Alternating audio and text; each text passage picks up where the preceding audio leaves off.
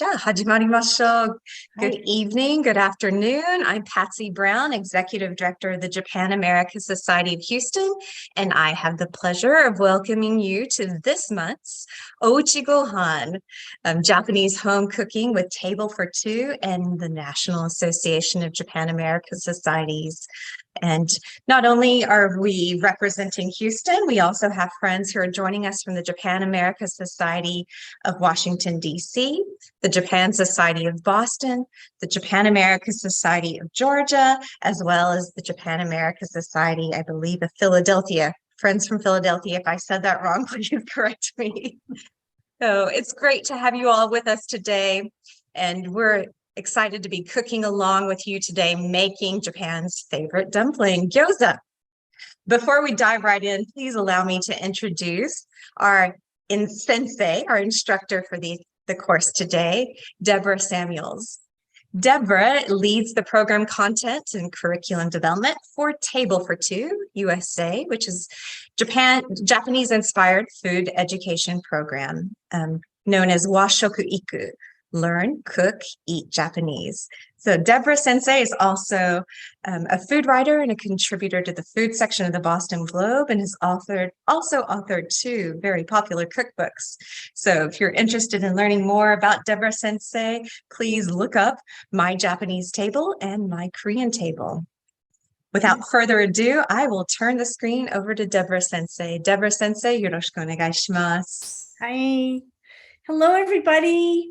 Welcome to my kitchen in Lexington, Massachusetts, where we are experiencing finally some nice weather out here. I am really happy to be here with you today. We have been doing this is our third series, our third session of Ouchigohan. We did two last year, and we are now in our third session. And I'm so happy that you all joined us. Very quickly, I've lived in Japan for a total of 12 years, over a period of, I can barely get the word out, 50 years. I started going to Japan as a college student in 1972, and I've made my career since then, Japanese food and Japanese food education, and education in general. So I've been able to raise two boys in Japan. My husband is a professor of Japanese politics at MIT. He is not Japanese. We started in Japan together. So this has been a lifelong endeavor for us. And as Patsy-san said, gyoza is one of the favorite foods of Japan. It's a borrowed food from coming out of China, jiaozi. Everybody's got a dumpling. Everybody's culture has a dumpling.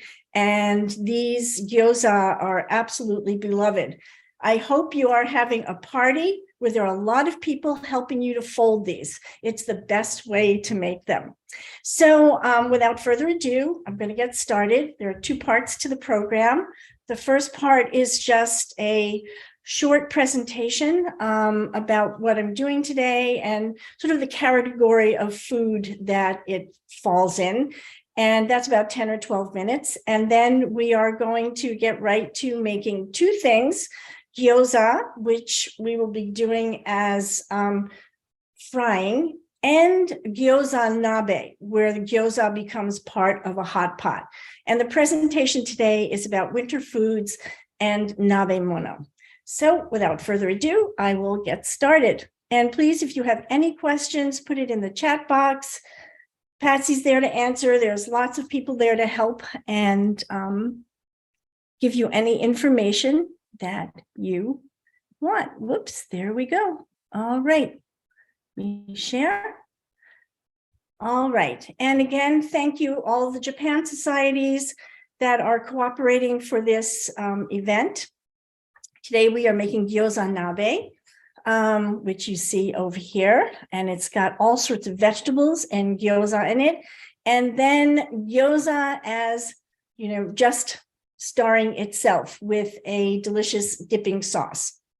So let's talk about what a gyoza or what a nabe is. And since it's winter, that is one of the reasons why I chose a gyoza nabe for it. And I also chose it because there are two ways to cook gyoza. There are a couple of ways to cook gyoza, but two main ones. One is frying, which is pan frying, which we're going to do today.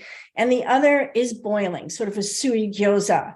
And I thought to make that more interesting, we would put it in a hot pot, very famous winter food for Japan, for Japanese. And again, as Patsy said, we are from Washokuiku, konnichiwa, and we are often in schools and we teach kids some language, some culture, and how to greet people in Japanese. And we also say konnichiwa and we bow. And I am your sensei for the day. So, cold weather activities. What do we do here?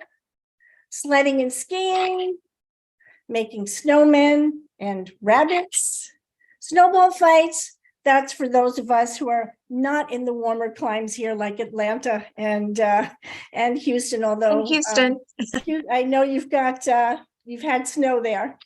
And in Japan, Yukigumi, you very often see these little snow houses up in Hokkaido, and Fukuoka City, which are prevalent all over. And so these are just some winter activities that we all share.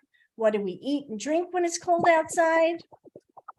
Hot teas, hot cocos, hot drinks, soups, and all sorts of warming things, chowders.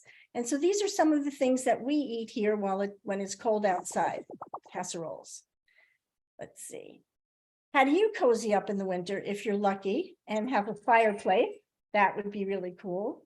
In Japan, if anybody has lived in Japan and experienced the wonderful kotatsu. A kotatsu is a table, a low table with a blanket over it. And this is where people spend a lot of time. It used to be that there was not central heating in the house, and sometimes there may not still be, and people would all gather around there, do their homework, eat, and enjoy tea. And it's just a wonderful way to be together as a family. A friend of mine, one of our colleagues did this, and she loves cats, so she put that there.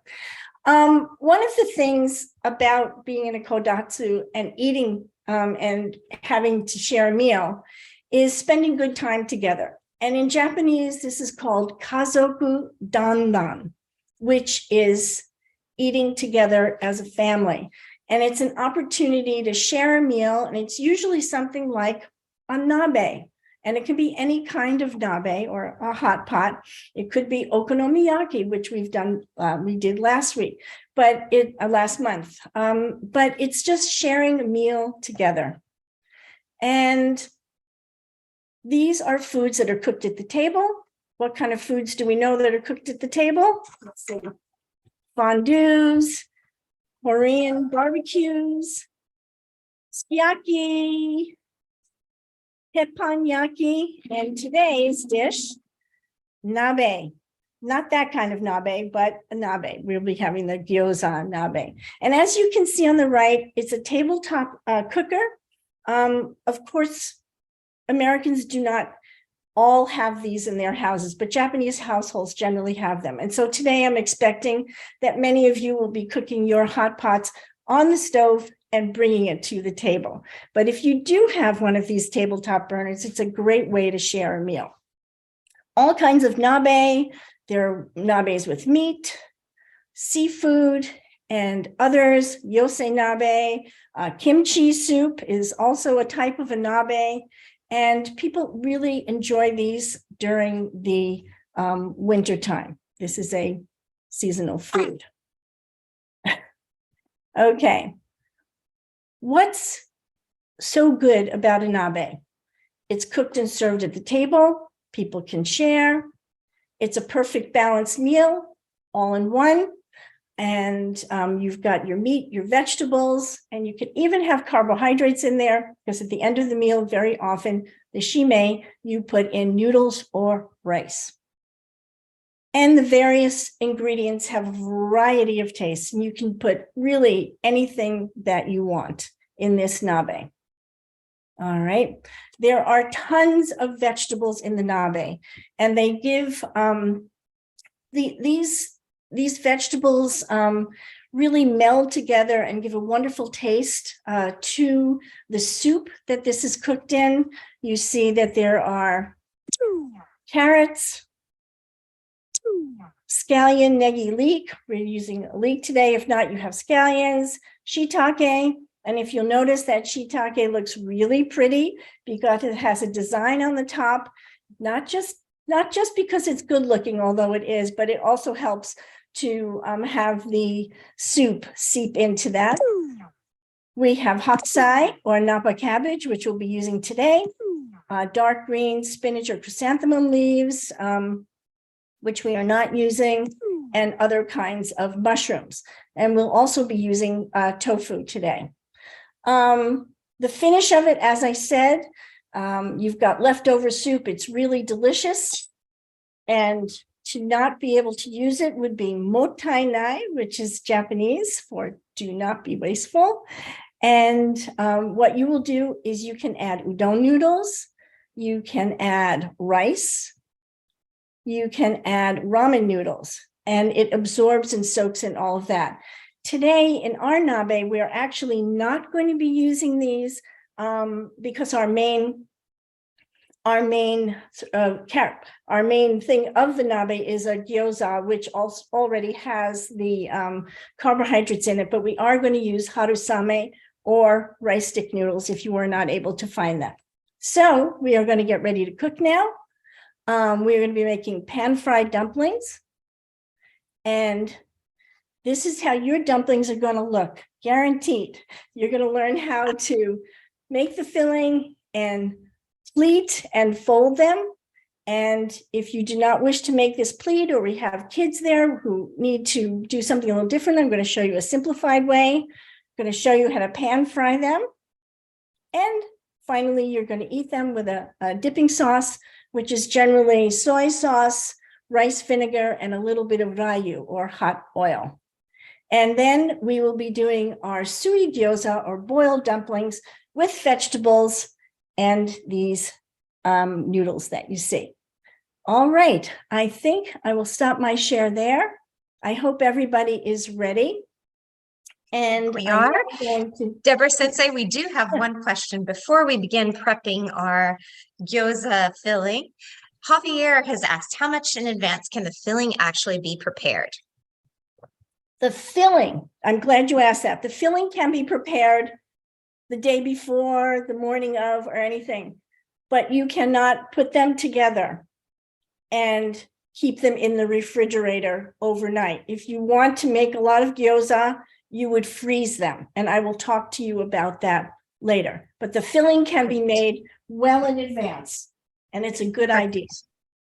Okay, so I'm going to share my screen again, and this time we will be going on to getting started with our food. Okay, so I don't know how many people are using pork. I am using ground pork today. You can use ground chicken, you can use ground turkey. I have never used ground beef. Patsy, do you know of anything using ground beef? This is traditional. Turkey is fine. It tends to be a little bit drier when you're frying it, but if you're using it in the hot pot, it's totally okay. So we've got our ground pork. And for anybody who is vegetarian, let me just put this over here for a second. I just wanted to show you. This is my tofu that I have put in the microwave for a minute, drained the water out, and then wrapped in a paper towel. And you can see how wet that is. Look at that. See how much comes out? This is important if you're using this as a filling, that you don't want to have that. And so what I did was I wrapped it in paper towels and I put a weight on. Is anybody using tofu today? Patsy, can you Let's take a look see. and I'm see? trying to look and see. Do we have any hands raised for any tofu users? Any tofu users? I see Donna, Deco-san, Betty-san. Yes, so we do have Jen-san. We do have several who are using tofu today. Wonderful. Okay, so the tofu users, I'm just gonna quickly, I use a bigger bowl than this, but you're just going to break it up just like this.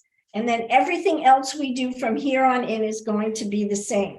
And I've made this several times and it works and it's quite delicious. And so just mix up your tofu, and I'm going to go over to the pork, but just have that ready. All right. So, Debra Sensei, have you ever seen anyone mix tofu with the meat? no, No. but Okay. I don't see why you can't. Okay. Got it. I don't see why you can't. Okay, so folks, there are two kinds of cabbages. Today we're using Napa cabbage like this. You can use regular ground green cabbage. Is anybody using plain green cabbage? Anyone just using plain See cabbage? any hands? Nope. Nope, it looks like we all have Napa All right. cabbage today. That is good because Napa cabbage is a little bit, gets a little bit softer. And I think when I use green cabbage, I have boiled that first. But Napa cabbage, all we have to do is to take, now it says a teaspoon, but we're going to take a half teaspoon of salt. I have chopped up the cabbage like this. It says rough chop or anything like that. I will show you the chop, but I've chopped it up like this. It's about a quarter of the cabbage, of a medium-sized cabbage. It makes about 2 cups. And we're going to take a half teaspoon of salt, okay? And just sprinkle it on the cabbage like this. There's a lot of water in it. I've made it with a 1 teaspoon and I find it a little salty. So I'm just going to mix this up like this. And we're just going to leave it for 5 minutes. And you are going to be amazed at how much liquid comes out of this. Okay, so we're just going to set this aside for about 5 minutes. And put that over here. And I'm just going to pull the camera back just a little bit, my hands. The other ingredients we have are chopped shiitake mushrooms. Okay, I've already chopped mine very fine. What we're doing is making the filling, so we want things to be of similar size. It will cook at the same rate. And these are fresh shiitake mushrooms. Dried shiitake mushrooms are also fine. I hear this, and if you did use dry, they should be reconstituted like that. I will say that dried shiitake mushrooms have more flavor than the fresh ones. And if you're able to get that, or if you use that, that's fine. Do not discard the water. We will use that in the nabe, okay? And again, you will have this all ready and chop it up. Debra Sensei, how many shiitake mushrooms should we all be chopping or have chopped? I think I said 12 altogether, so 6. 6. Okay. Okay, 6 for the gyoza. I'm not sure how many people have already chopped up their mushrooms, but I just saved a couple just to show you, how I chop them up. And again, you want them to be nice and small so that they cook at the same rate as everything else. And we're going to be making this mix, right? Just chop them up like this. And if you are still chopping all of them, or you're chopping up the haksai, the napa cabbage, no problem. Just take your time. We'll all end up in the same place. All right. So there we have that. And I have scallions here, and everything again, minced, chopped fine. Like a lot of preparation with Asian food. It's all in the preparation. It makes things go a lot quicker for you if you're prepared ahead of time. Everybody doesn't have that kind of time, but I understand. I used scallions here. In Japan and in China, they very often use nira or garlic chives, which has a slightly stronger flavor.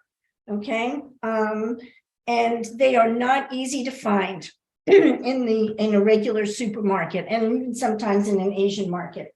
So scallions do just fine, and I usually take my scallions and cut them in half or thirds and chop them as fine as I can. Oops. I think I should be using my wooden cutting board. Debra Sensei, we need 3 scallions for the filling, correct? 3 scallions, yes. Okay. So this will make it a little bit easier to cut with this. You can also go down the center and chop like this. Okay. All right. And I don't think it really matters the order of things that we add. So we will get started. I've got my ground pork now. I'm going to add the mushrooms and the scallions. Okay. And now I think we could use a few more minutes on the cabbage. So we will start our seasoning. And we need, 1 tablespoon of sesame oil. This is roasted sesame oil. And for those of you who've taken my classes before, you know that I teach you never to measure over the bowl. If you slip with this, not a good thing. So we're going to do a tablespoon of sesame oil. Put that in. Okay.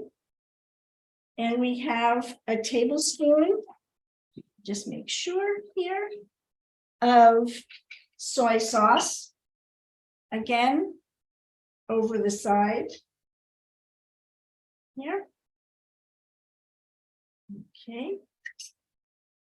And if there are things that you don't have, like sake, I would not substitute plain wine. Would you do that, Patsy? Would you use wine or just leave it out? I would leave it out personally. Katayama-san, Takayanagi-san, do either one of you want to chime in? Sake ga nai toki. Just leave it out. Wine would work. I don't know. Maybe wine. Yeah, I think just leave out. Just leave out, because sake has a very different flavor than white wine. And I would not substitute Chinese wine because although in this case, because this is a Chinese dish, it wouldn't be a bad thing, but generally I don't. All right, so a tablespoon of sake, I do have that. Is everybody with me? I see thumbs up. Looks like we're good. No, I'm sorry. Could you go over the spices again? I completely missed that. Yes, we have 1 tablespoon of sesame oil, 1 tablespoon of soy sauce. Okay. I use lower sodium, and it's not as flavorful as regular soy sauce, where you can use tamari, whatever you want. A tablespoon of sake, rice wine. Okay. And now we're going to put in 1/2 teaspoon of salt.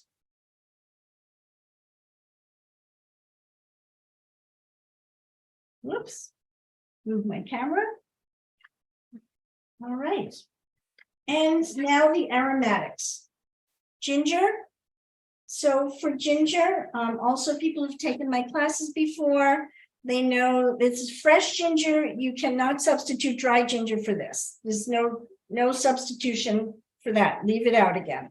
I like to peel my ginger by taking the back of a spoon like this.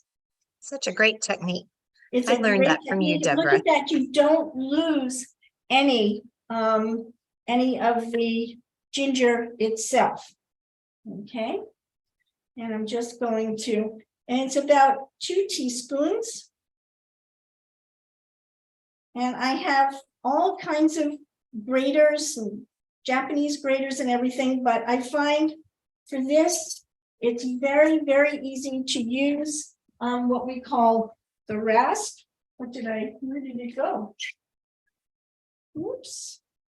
And we're just going to grate the ginger into the dish. Where did I put my, so it's a microplane or a rasp. And then I just like to grate it right in.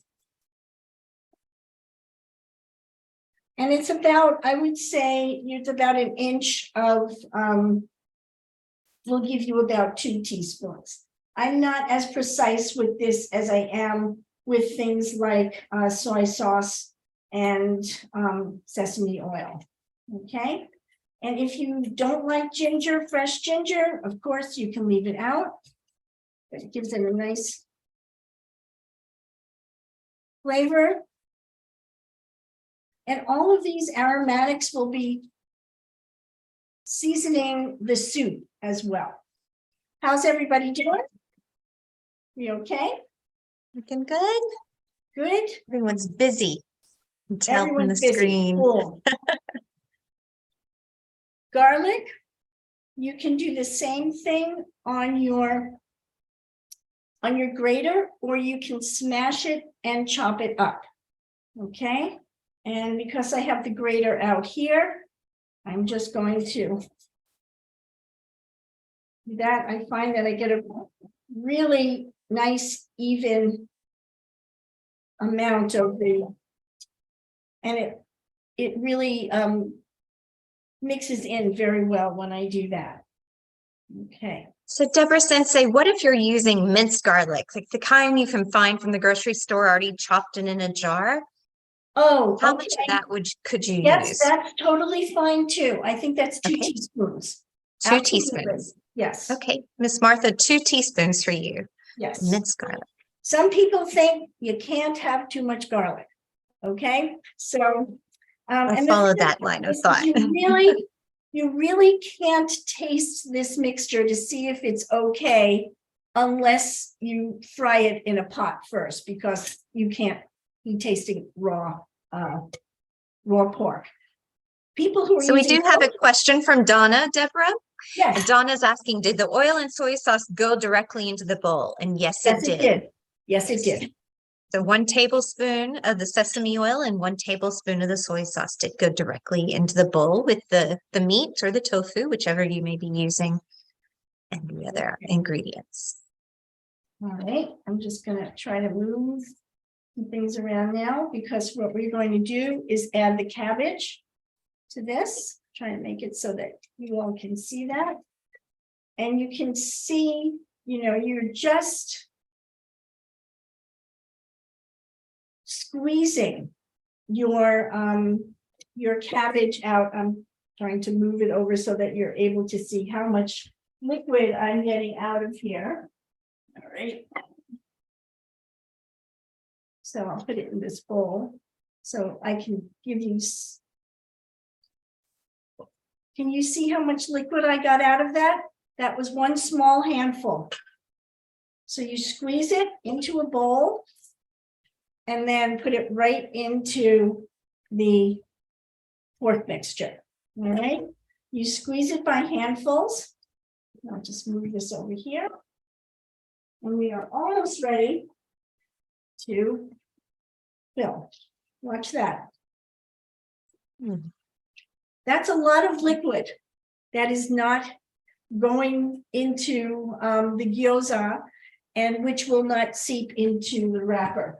And so the important thing here is that you want your filling to be kind of as dry as possible. Okay.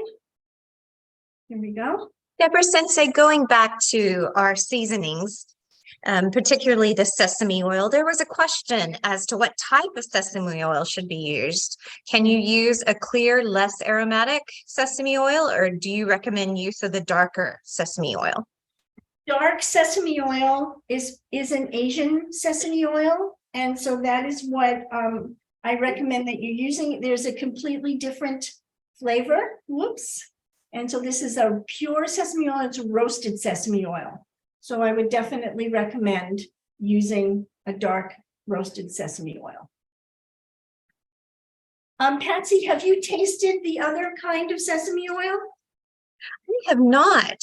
This question came from our friend Javier. Javier, do you have the white sesame oil currently in your pantry? Yes, I do. That's why I asked. Yeah. Javier, what does it taste like? Does it, I don't, does it?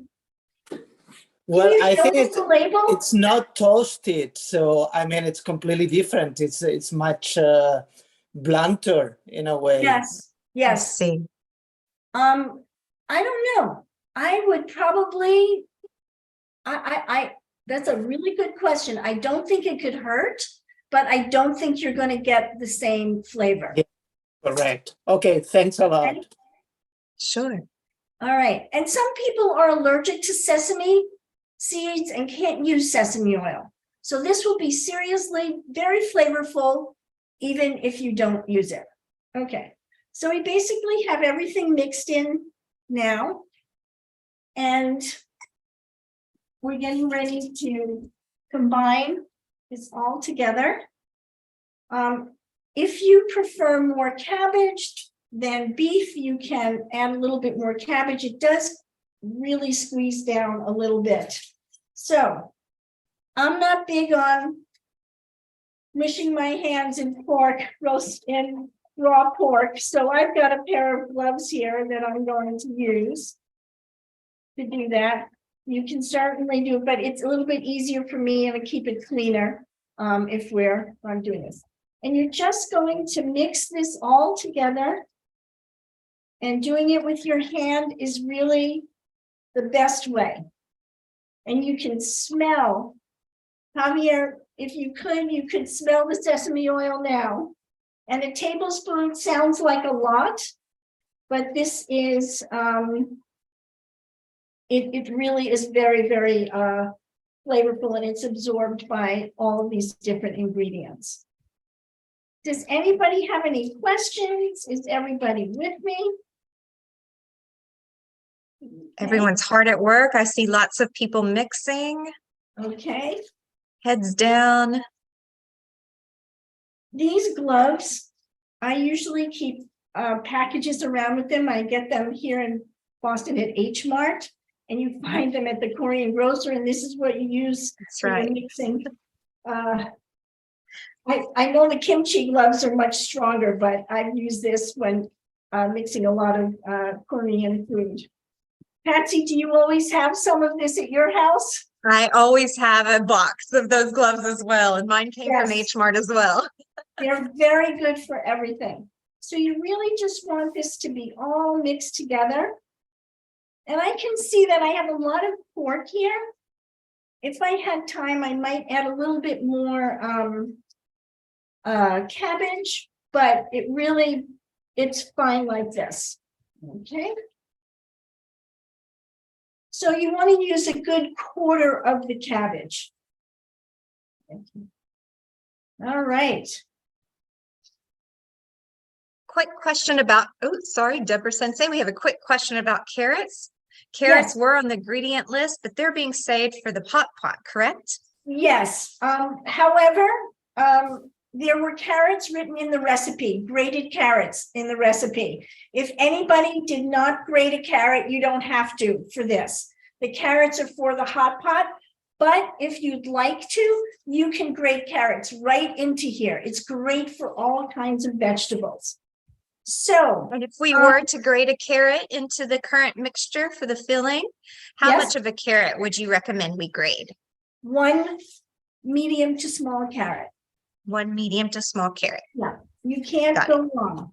I guess I'm gonna ask the people who made it with tofu, how does yours look? Is everything okay with you? Thumbs up? I'm seeing shaking heads, thumbs up. Yep, Betty, All right. Jen. Lots of All thumbs right. up. Great. So I've got the mixture all ready. And I'm just going to clean up my space because now we're going to start the pinching and the pleating. You should have a bowl, small bowl of water with you. All right, just give me a second to clean up my space. Patsy, did you eat a lot of or make a lot of gyoza when you were growing up, or? Growing up, I grew up in a Korean household and we made mandu, which are very Mandu. similar to gyoza. However, in West Texas, we did not have access to typical mandu or traditional gyoza wrappers. We had wonton wrappers. So I was never taught how to fold and pleat. We always made triangle gyoza or mandu because our wrappers were square as opposed to being round. I see. Okay. Well, as you know, gyoza has the characteristic of a flat bottom, which is what you very often are able to get with the round one. All right, everybody. I want to make Debra sure. Sensei, before we move on to this next step, one of our tofu friends has a question about the tofu. Yes. Do we microwave the tofu now, and for how long again? Say that one more time. When to microwave the tofu? I believe at the beginning you showed that you microwave the tofu to pull some of the liquid out. So you did that for 1 minute. Is that correct? I did that for 1 minute. Yes, 1 minute. Did she already mix the tofu?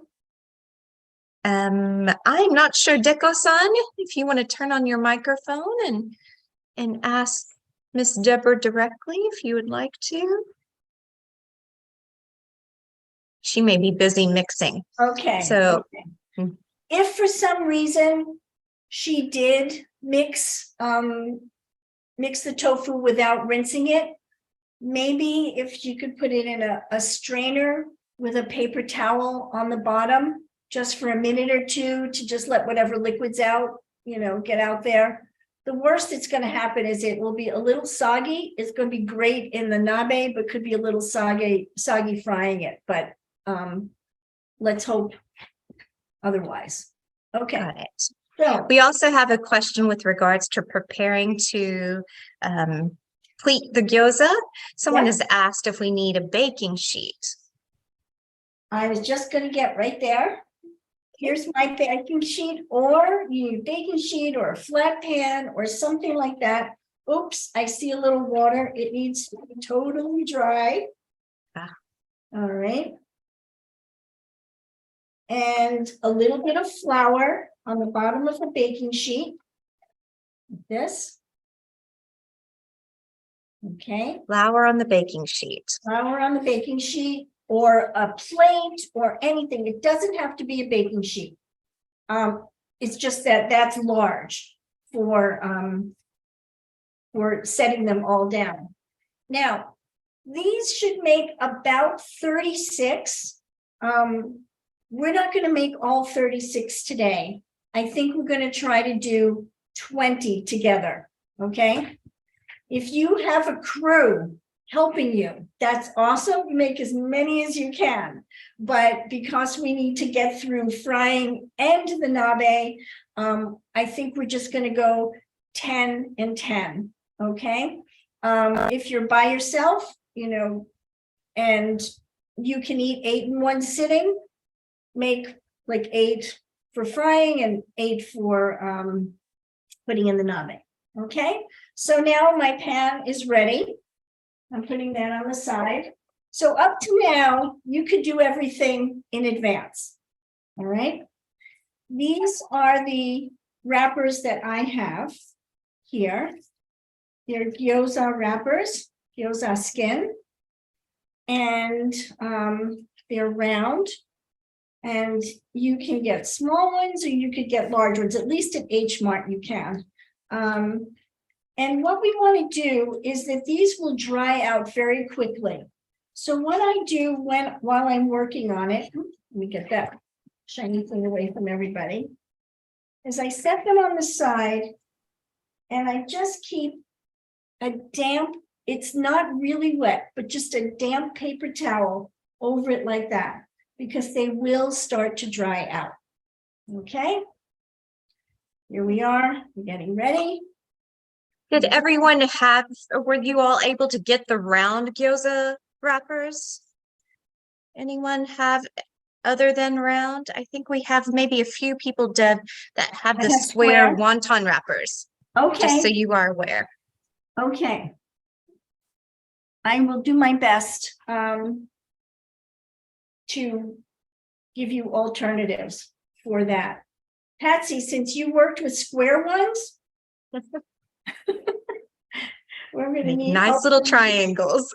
Okay, triangles, go folding triangles. Okay, so here's our gyoza skin.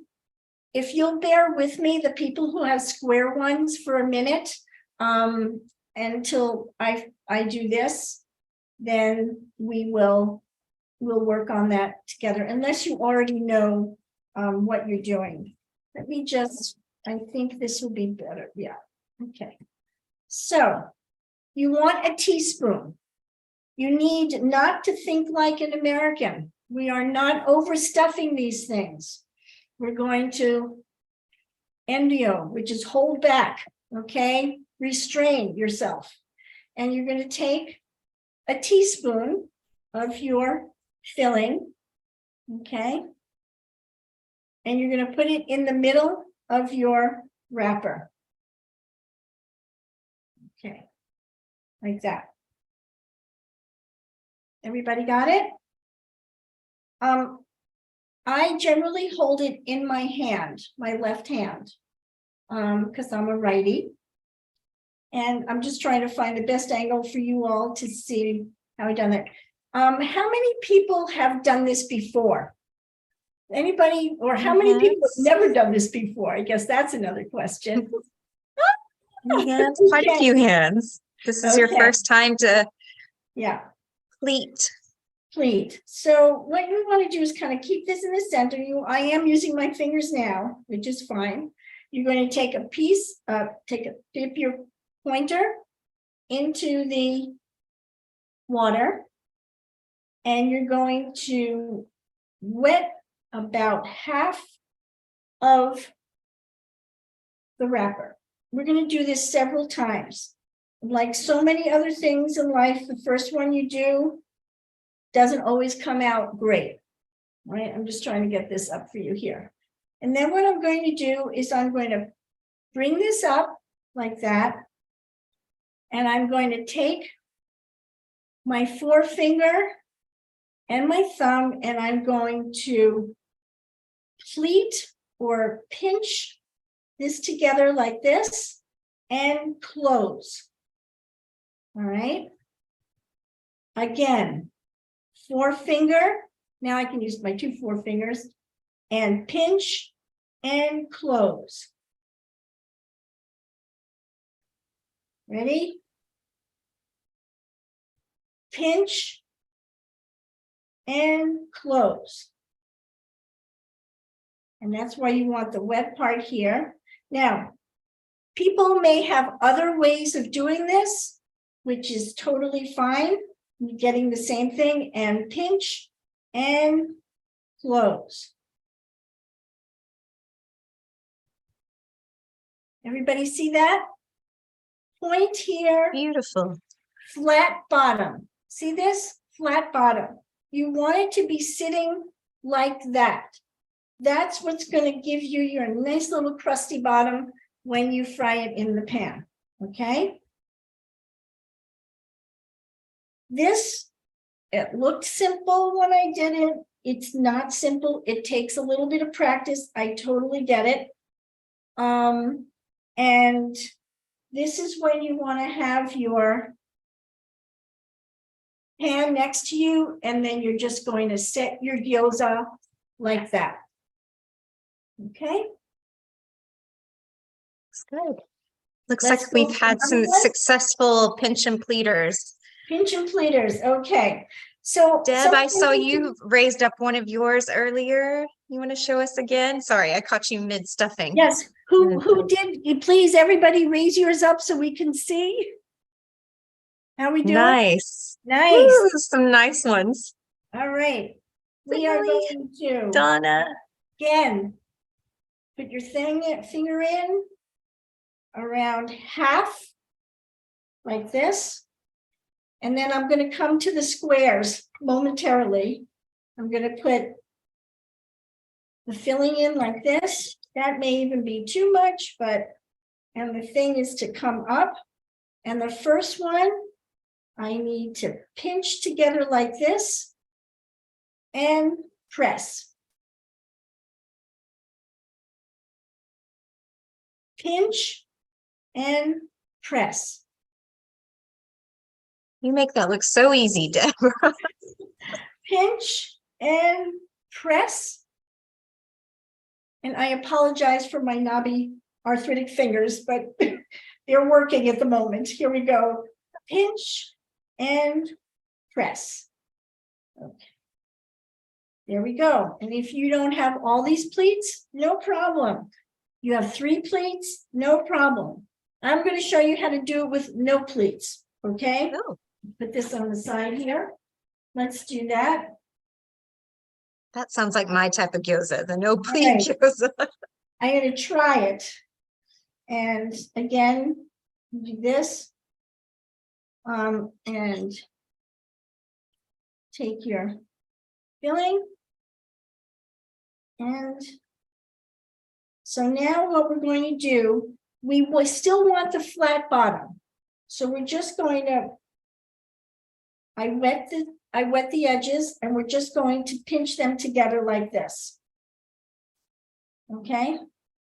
Just pinch them together like this and set it on the bottom.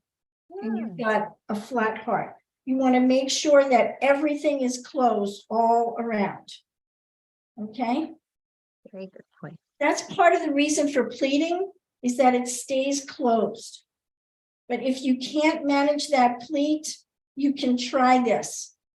I'm just a little worried that it steams, it comes open.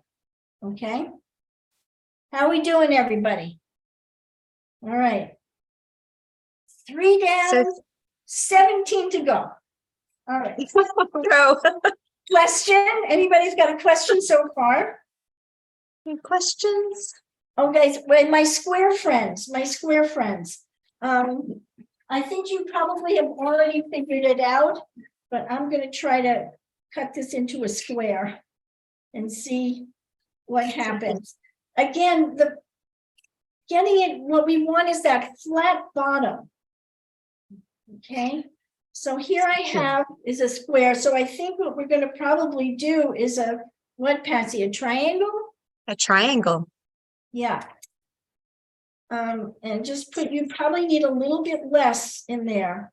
All right. I made mine very small.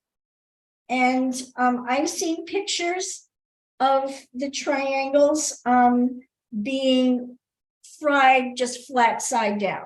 Okay. Exactly. That is totally okay. But I would definitely wet these here. These will be great in the soup. Now I know when you make wontons, you can take these 2 ends and you pinch them together like this. Exactly. And you take a little water on one leg and you fold it over like that. You have a cute wonton. I don't know how these would fry. I don't think these would fry very well. They're better if they're flat when you fry them. Yeah, you need to have the triangle when they're fried. However, when you're frying is not the only thing we're going to do to cook them. We fry them for about a minute or 2, and then we add water and a cover to steam. So we will be cooking this. I am going to turn off my share for just 1 minute so I can see what you all are doing. All right. Can you guys hold up your gyoza? Woohoo! Nice job. Lots of kazuko-danran. We have lots of Beautiful, groups making Betty. gyoza together. Woohoo. That's the best way to make gyoza. Say Gyoza that party. again. Patsy, what were you saying? Oh, we have lots of people who are making gyoza together as groups, and I think Yes. that's the best way to make gyoza. Totally, gyoza party. That is definitely the way to make gyoza. All right. So I think we need to keep going. And what I'm going to, Patsy, can you spotlight me so I'm still Sure. visual? I mean, people can still see me. All right. Lauren has you spotlit. You're good. All right. So, oh, I can't see me large, but am I large? I think that Oh, there depends we on are. what Okay. view you select on your computer. Here we Okay. go. Great, thank you. So I'm going to keep making it. You're all going to keep making them. We can talk a little bit about gyoza experiences if you had, but let me tell you now, if you want to make them and freeze them, which is what I do, if I'm going to go to this effort, I'm going to make all 50 in that package. And if I'm going to freeze them, I put them on an open pan like this, and I put them directly into the freezer, just like you would cookie dough. You freeze cookie dough like this, and you wait a couple of hours until it's completely frozen. And Amy, what's the problem, Amy? Amy says, ours look great, but we can't what? Ours look great, but we can't, the camera's not working on their end. So Amy has great gyoza. She's just not Okay, able to good. show us. Okay, I'm glad to hear that. You freeze these when they're solid frozen, you put them in a bag, label them, and keep them in the freezer. And that way you'll always have gyoza to make. And when you cook the gyoza, you do not defrost them, you cook them directly frozen. Okay? All right. So I'm going to get That answers a question that Emily had. Emily asked, will the frozen gyoza be okay in the freezer overnight? Thank So, you. Yes, I heard the answer. Thanks. yes. In fact, if you're trying to make them, if you're want to make them for the next day, you can't leave them in the refrigerator. They will just get soggy, or they will get dried out on the top. Okay. so freeze immediately if you want to save. Freeze immediately if you want to use it, but the idea of making the filling ahead of time is really a good one. All right, I'm going to go back to Debra Sensei, how long will they keep in the freezer after you've frozen them? They keep a very long time. I don't know. I would say at least 3 months. I've done it longer, but I probably shouldn't recommend that because meats are about 3 months, and they could get dry. But yeah. So they'll keep for quite a while. They That will was definitely a keep question for quite a from while. And if I'm not Vincent. making my own gyoza, and I always have some in the freezer because it makes a great meal or a snack, you know, at any time. And if you don't want to fry them, you can boil them without going through making this whole hot pot. Okay. That's right. Continue on. All right, when we get critical mass, you guys will let me know. I'd like to have at least 12 made so that we can begin getting our nabe ready, but let's do these first. Naoko-san, do you make gyoza with your family? Did you make them growing up? Yes, You did. yes, and I still do. Do you have a favorite filling? Does this look about right to you? Yes. My mom actually boils the hakusai a little bit. Yes. Oh, Then- she boils the hakusai? Yeah, she boils hakusai for a little bit, then squeeze them instead Yes. of putting salt on it. Yes.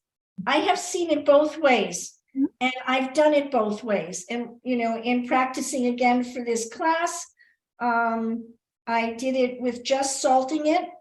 And I thought, one less step. So Learn new things from you, so thank you. there you go. And again, want to make sure your bottoms are flat.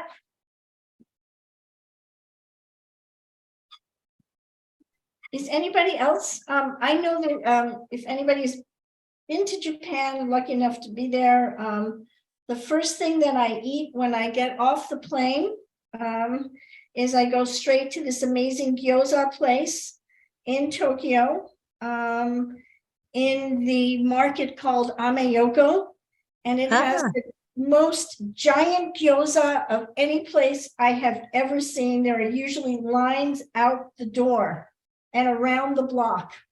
Okay, so Sounds make good. sure that you're pinching these together because you don't want them to open. Okay. How's everybody doing? If you can put in the chat box how many you've got there. Or raise up fingers, 4, 5, 10. 10. Oh, we have some people have already made 10. Awesome. Good. Awesome. One of the things I looked up in anticipation of a question of what might be the difference between wonton wrappers and gyoza wrappers. And I learned that gyoza wrappers are more delicate than the wonton wrappers. They're stronger. And wonton wrappers are often made with an egg dough. And gyoza definitely are not. This is wheat-based. Did we ask if we have a gluten-free person there that's trying something else? I thought we Oh, had. I don't think we asked that question. Do we Oh. have anyone who's gluten-free in the room? Yes, I see fingers pointing, Corey. We do And- have one person who's gluten-free. Corey, what are What you sort of doing? wrappers are you using, Corey? So It's my friend Steve, and he's free. You want to tell? yeah, I got this. I had to make it myself, the wrappers, but they're a little thick.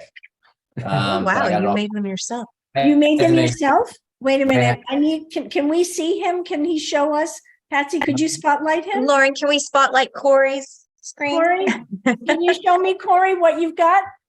This is Stevie. Stevie, Yeah. what did you find? So I have wonton wrappers. That was like the closest thing, and I just bought it off. I guess it's mom's place. I'm not, I don't know how they taste yet, so I'm not gonna tell you to go buy it yet. It's not a paid ad. Can But you yeah, tell us what's in it? it is brown rice flour, sorghum flour, cornstarch, potato flour, xanthan gum, and sugar and salt. Okay, So rice flour based. Yeah. rice flour based. Yeah. Great. Just me. Right. That's great. And I'm just going to show you one other thing. With rice paper wrappers, the ones that you make the spring rolls with, the fresh spring rolls, I know that you can freeze those. And I'm sorry, I know that you can fry those. So I was thinking of giving it a try and seeing how that would work today. Because if you reconstitute the wrapper, the rice wrapper, which here's the rice wrapper, you reconstitute it in water, you can wrap the filling in that and fry it. Okay, I will give it a try afterwards. But right now, I think we're going to, let's see, how many do I have? 2. It's like Amy's made 21 already. She's Oh a folding my machine. goodness. Stephanie's son has already made 18. All right, I think we might be ready. People to are get moving going. along. 1, 2, 3, 4, 5, 6, 7, 8, 9, 10, 11. Okay, let me make 2 more and then I'll be ready to rock and roll with you all. All right, keep going, keep going. Does anybody have a favorite, or anybody who's been to Japan, do they have a favorite gyoza place? Or gyoza story? Did you make some if anybody had homestay families, that's where I learned to make mine with my homestay family. And There was a period of time in Japan when tebasaki gyoza was really popular. Does anyone know what tebasaki is? oh my, Tebasaki chicken is wing? essentially chicken wings.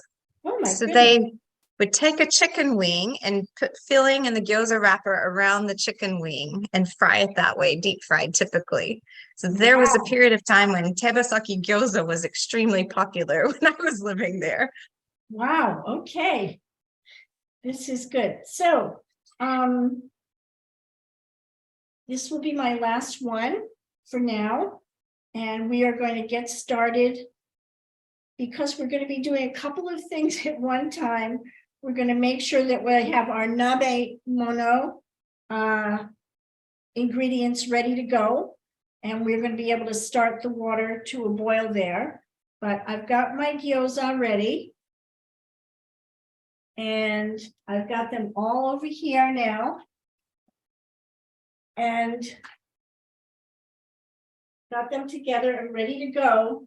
And what I'm going to do is just take that wet paper towel and just kind of keep it covered like that. Although it's going to be cooked, I think I will do that. Now I'm going to just wrap my gyoza wrappers up. And I'll ask you to set that aside just for a minute. If you have multiple people still there, by all means, keep rolling, keep wrapping. All right. Okay. Oh, I have one more out here. As you fold that last gyoza that you have in your hand, Debra Sensei, we do have a question from Roberta-san. Roberto, Yes. the question is, how can you make sure that you get a flat bottom? How do you make And sure? is it the same to put the filling on either side of the wrapper? Is there a correct side of the wrapper to use? So I'm going to do that again. It's basically in the middle. Let me just get this out here. And I mean, that's a very good question. I'm going to see if I can describe it to you as I do it. So I take the filling here and I put it almost smack in the middle, okay, like that. And I'm holding this bottom here. And when I am bringing the two halves up together, the bottom is still flat. And sometimes I make it flat afterwards where I just set it down on the table, but I've got my pinch, it's still flat, pinch, pinch, pinch, and you've got this crescent, and it should naturally be flat now. And I can just set it down on the table, on my counter, cutting board, and just flatten the bottom like that. Are you having trouble keeping it flat? Yeah, we tried. We're not doing right now, but we tried our first batch last Sunday, and they were more like raviolis. They were like both Yes. sides equal. Yes. So, Right. You know, the other thing that, do you have round wrappers or do you have square wrappers now? round wrappers. Round should help you make it flat. Are you having success now? Yeah. Yes. Thank you. Good. Okay with it. All right. The other question was about the ones that we have. They seem to have a side more floury than the other. Is there any right side, or it's the same thing? It's kind of the same thing. If you have more flour, you put it, it's good to keep it on the outside because then it will not stick to your pan. Okay. Okay. So you just keep it on the outside. Okay. Excellent. All right. Thank you. All right, crew. Let me just move my things over here. And while I clean up, so this, I made a bit of a mess with this one. But I'm going to try to get it back. Patsy, do you have any interesting gyoza facts for us? Gyoza facts. Well, I'm a chronic overstuffer, so that I think is a key point. When Debra Sensei said don't overstuff, that has a lot of meaning, particularly if you're planning on using your gyoza in the hot pot. Typically, my gyoza fell apart in the pot, and so there was Okay, I'm wrapper hoping that floating that's not around gonna and gyoza happen now. floating around in my soup. So there is a reason not to overstuff. Right. All right. I'm just gonna put this, now I've defrosted these and I have put them back in the freezer with no problem. And you know, done it again. But for right now, again, when you put things in the refrigerator, it dries it out. Okay, that can happen. But I'm going to use the rest of these later. So I'm just going to set them over there now. And I am going to ask everybody, put this over here.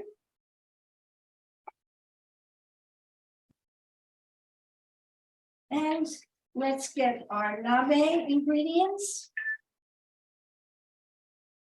Whoops. All right. Okay.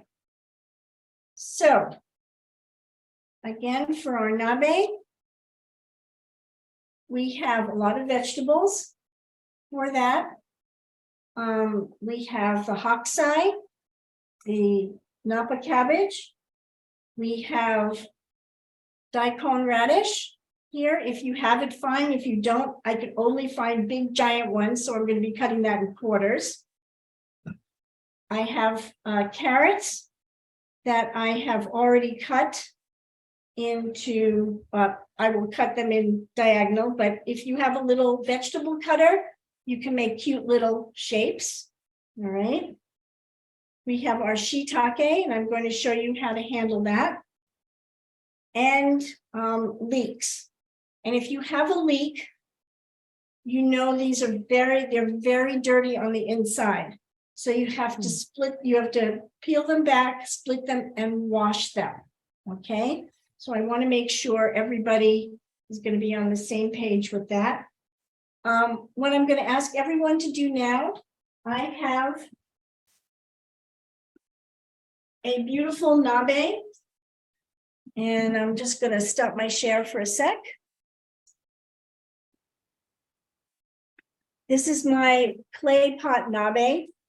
This is traditionally what you use and put on the on your stovetop to cook, but you do not need one of these. A deep dish skillet is fine. You just need to have something with a cover, okay? And then you something you'll be able to cook in and bring to the table. That's the important part here. You're not taking it out and rearranging it anywhere else, okay? So 4 cups of water into your pot, put it on the stove and turn it on and get the water ready, okay? Doesn't have to be boiling right now, but just kind of on a medium. So get it right up to a nice heat. All right. Did everyone get that? That's 4 cups of water in your pot. 4 cups of water.